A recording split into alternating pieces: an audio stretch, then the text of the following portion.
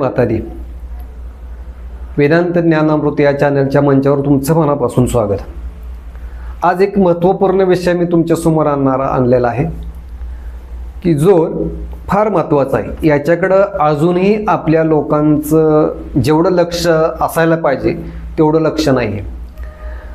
होतं काय माहिती आहे का, धनसंपत्तीसाठी सर्वजण प्रयत्न करत असतात, पण जर बाहेर पाहिलं, बाजारामध्ये जर पाहिलं तर एक ती भयानक नकारात्मकता आहे.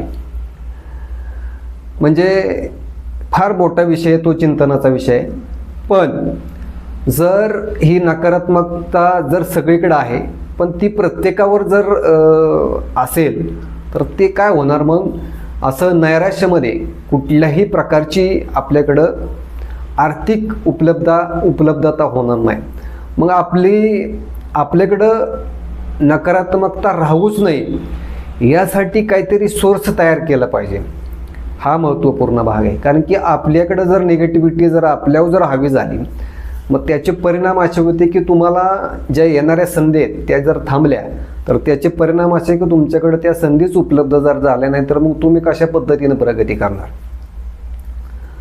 सांगायचा मुद्दा असा की काही श्रीमंत घरामध्ये पहा, तुम्ही जर काही लोकांच्या घरी जर गेला असेल तर त्यांच्या घराच्या बरोबर गेटला एक स्टॅच्यू असतो, हत्तीचा स्टॅच्यू असतो. काही हॉटेल बघा, मोठे मोठे हॉटेल आहेत, त्या हॉटेलच्या बाहेर हत्तीचा स्टॅच्यू असतो.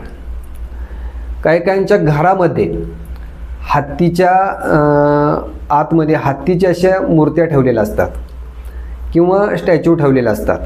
काहींच्या देवघरामध्ये 2 हत्ती असे उभे सोंड, अशी वर सोंड करून ठेवलेले 2 हत्तीची पूजा केली जाते. मग याच्या पाठीमागचं रहस्य काय आहे की जसं की पूर्वीच्या काळी जेव्हा राजे महाराजे असायचे त्यावेळेस त्यांची श्रीमंतामध्ये म्हणजे धनधान्यानं संपन्न असा राजा कुणाला समजायचं की ज्याच्याकडे जास्त हत्ती आहे त्याला धनधान्य असा श्रीमंत राजा असं समजलं जायचं. सांगायचा मुद्दा ह्याच्यात हाच आहे की या जे हत्तीचा आपल्या जीवनामध्ये आपण कसा लाभ करून घेता येईल, आणि नेमका हा नवरात्रीचा सण आहे त्याच्यासाठीच हा मी व्हिडिओ बनवलेला आहे. ह्या नवरात्रीच्या सणामध्ये आत्ता आपल्या मातेचं वाहन आहे हत्ती, आणि हे वाहन आता तुम्हाला शुभ आशीर्वाद देऊन जाणार आहे. कारण की हत्तीचं वाहन असल्यामुळे आता भरपूर पाऊस पडलेला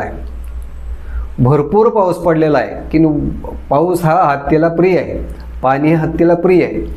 त्यामुळं सगळीकडं धनधान्य समृद्धी चांगल्या पद्धतीनं भरपूर पाणी पडल्यामुळं सगळीकडं पिकं ही सुंदररित्या आहेत, चांगलं उत्पादन मिळणार आहे, शेतकरी खुश आहे, सगळे आनंदित आहे. सांगायचा मुद्दा की गजलक्ष्मी ही आता जे गजलक्ष्मी आहे तिची स्थापना आपल्या घरामध्ये आपण केली पाहिजे. आपल्या देवाऱ्यामध्ये किंवा आपल्या ज्या ठिकाणी तुमचं मेन गेट असेल त्या ठिकाणी हे म्हणजे गजाचे हत्तीचे स्टॅच्यू तुम्ही बसवले पाहिजेत. घरामध्ये, देवघरामध्ये हत्तीची उपासना तुम्ही केली पाहिजे. आता या वर्षभरामध्ये अशा पद्धतीची जो उपासना करेल त्याला धन धान्य समृद्धी ऐश्वर्य संपत्ती ह्याचा लाभ ही माता देवणार आहे. कारण की आता वर्षभर तिचं वाहनच हत्ती आहे. मग तुम्हाला जर या व्हिडिओमधून जर काय मी सांगितलेला जर उपाय असेल, ज्याला आर्थिक समृद्धी प्राप्त करायची असेल, ज्याला नकारात्मकता दूर करायची असेल, आपल्या घराची जी ओरा आहे ती पॉझिटिव्ह करायची असेल तर हा उपाय प्रत्येकानं करा. याचा लाभ झाल्याशिवाय राहणार नाही. चला तर मग तुम्ही चॅनलवर नवीन असाल तर चॅनलला सबस्क्राईब करा, आणि हा जो व्हिडिओ आहे तो इतर लोकांना शेअर करा की जेणेकरून त्यांनाही या गोष्टीचा फायदा होईल. तुम्ही नक्कीच 2 हत्ती आणून आई माताची कृपा प्राप्त करून घ्यावी आणि त्याची विधिवत पूजा करून तुमचं जे जीवन आहे ते सुख समृद्धीनं आणि समाधानं जागावं हीच आईच्या चरणी प्रार्थना करून मी थांबतो. रामकृष्ण हरी. जय माता दी.